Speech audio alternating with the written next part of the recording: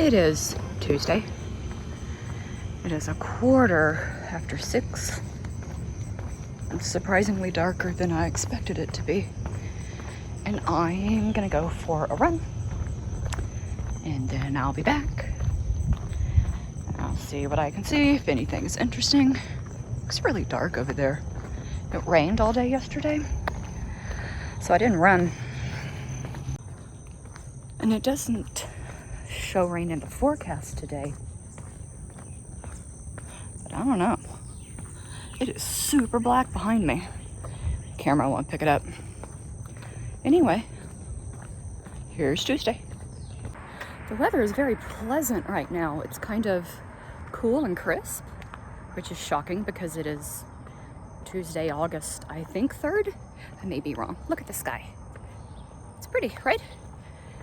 I like a good sky. So, yesterday it rained all day. I don't think I said that. And some safety tips. Someone behind me, hang on. Okay, now that I have let that man pass, want to start this out by talking about safety, because that is a thing that not a lot of resources talk about or go into unless you're training with a group. I think now maybe more are actually starting to do it, but here's some important lessons in the event you decide, hey, this is a thing I want to start doing. I'm gonna run like a mad person down the streets. It's fun. So number one, like I said, truck. Yesterday it rained. It was raining in the morning when I woke up. It rained all day, thunder, lightning. In addition to it being very frightening, it's dangerous. You can run in the rain, but you can't run if it is thunder and lightning. You become a lightning rod. Don't be a lightning rod. If you are running on the streets, always run on the left, because oncoming traffic, assuming you're in the United States, oncoming traffic can see you if you run on the left. If you're running with a group, never run more than 2 people to a side. Again, on the left.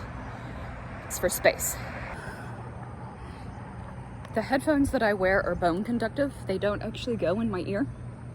They actually sit on the side of my ear. And I hear crisp. And I'm really impressed with the way they record. But this is also so I can hear and see what's happening around me. I'm a female and I run alone. I always pull my hair back. So, okay, for one, don't run with your hair just flopping around. Try to brush that out. But it's also so no one grabs me by my hair. You will see other runners along your route and in your travels. They may do a silent nod or a wave. Nod or wave back. That's how we communicate. The silent runner nod, or the wave. And then you'll have like the one rogue guy who I just saw as I was on the other side of the road. He's like waving frantically hello at me. I'm like, why hello? We're typically a very friendly bunch. So I went to some stores this weekend and I finally saw some good Halloween stuff. Now I'm really excited about it, and I'm really excited to go to more stores and film more. I wonder though if I look like, you know, a crazy, insane mad woman just filming in stores. But then again, I guess I'm not the only person that's ever done this.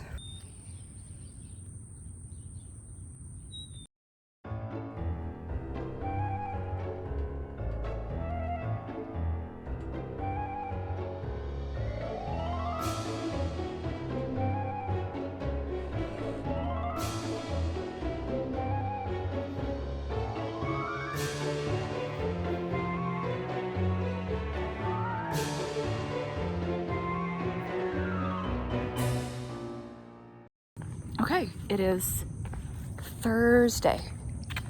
It's about 6:30. And I'm about to go run. It's been kind of a crazy week. Kind of had a health thing on Tuesday afternoon after I ran and got off of here, kind of in the middle of my day. So I will go for a run, see what I see, listen to my book on the Dyatlov Pass. That is part of an Instagram book club that I'm in, that I'm listening to, reading, and I will be back in a minute. Can't see the map.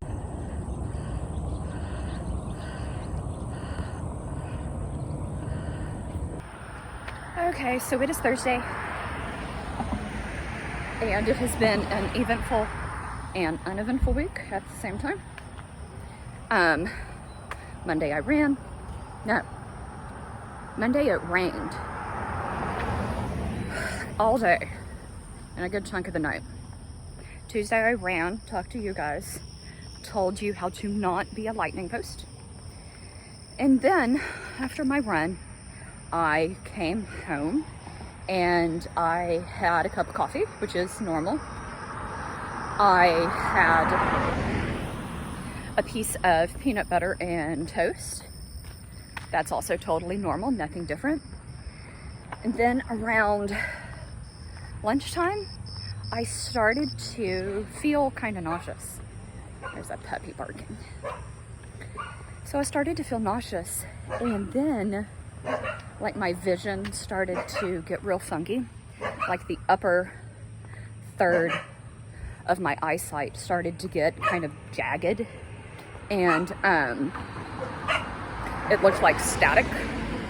So I thought, oh shit, this is about to be a migraine. I don't have medication that I take to like stop a migraine from coming on anymore, because I don't get them often anymore. You know, so I don't get migraines anymore, so I don't have a medication to cut it off at the pass, so to speak. So I went ahead and I took some Excedrin migraine, and then I started to get nauseous, and I'm like, oh boy. But we were down a person at work, and I'm kind of at the point in my job now at this new firm where attorneys trust me to do stuff. So I kept getting emails of people asking me to do stuff. I'm like, well, I can't log off. So I just kind of dealt with it. I went to bed around 6:30. I had a grilled cheese sandwich. I went to bed, and I slept solid through to Wednesday, yesterday. And so then I thought, well, since I'm not 100%, I won't run yesterday. And I just kind of worked and rested. I did some research as to some stuff, items that are around town in Texas, and I looked to see if any kind of horror, you can really hear my accent with that, conventions or things like that are coming that I could go and record. So I kind of did some channel research, and I worked, and then yesterday I still went to bed early. So it's been really uneventful. Today went about 45 minutes, give or take. Need to sit down and figure out what stores I want to go to this weekend.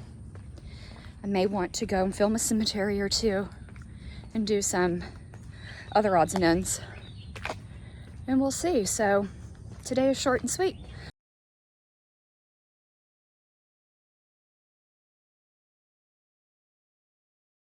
I did find yesterday in my research a fascinating individual who is, they're buried up in Round Rock, Texas, which is north of Austin here.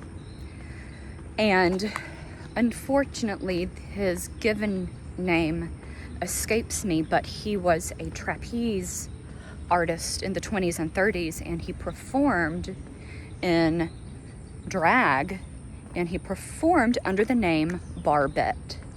And Barbette was a hit in 1920 and 1930s Europe. And he trained with Ringling Brothers, Barnum and Bailey. I don't know if he performed with Ringling Brothers, but he definitely was a known trapeze artist. He somehow injured himself and then became like a trapeze choreographer and teacher. And I believe, if I'm remembering what the little blurb that I found on him said, today is actually the anniversary of his unfortunate death, and he died by suicide. So I just stumbled across this story of this amazing individual. Man Ray took a lot of studio photographs of him, you know, because we're talking about 20s and 30s, Paris, France. So I have to know more about this individual, and I want to do a video on him. And there is media of him performing, and apparently he would perform his trapeze as Barbette. He would perform in drag, and then at the end of his performance, he would rip his wig off and show that he's a male. Now, if you are of a certain age, meaning if you're in your mid-40s like me, or older, there is a movie, Victor Victoria. It was done in the 70s, and it is, I believe, Julie Andrews. I'm gonna have to look that up. But it is apparently, allegedly, maybe, all of those words work, loosely based on his life. So I need to do a bunch of research, and I want to get a bunch of footage, and I want to do a whole thing on him, because now I'm kind of obsessed. But again, much like the Servant Girl Annihilator, I want to do it right, and I want to give it its due. And you know, I don't want to just throw stuff up to throw stuff up on the channel. Mailbox. Anyway, you know the drill. I'm gonna go home. I'm gonna have some coffee. I'm gonna take a shower. I'm gonna eat a banana. And then I'm gonna start my day. And I will see you probably tomorrow, unless something exciting happens. Bye.